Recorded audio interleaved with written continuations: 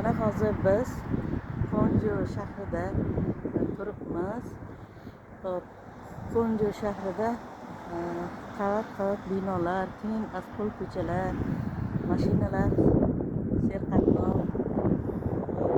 Atroflarida mana daryo bor.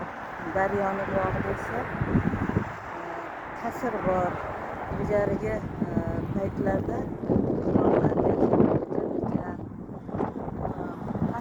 pastak uychalar judayam ko'p. Daryoda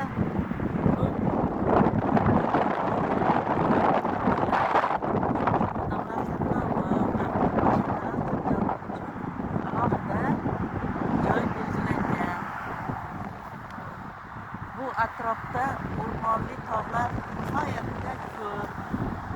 Daraxtlar ko'pligi ham albatta yaxshi.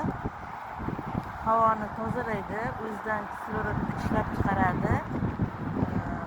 Ob-havo nihoyatda toza, chiroyli va nafosatga boy.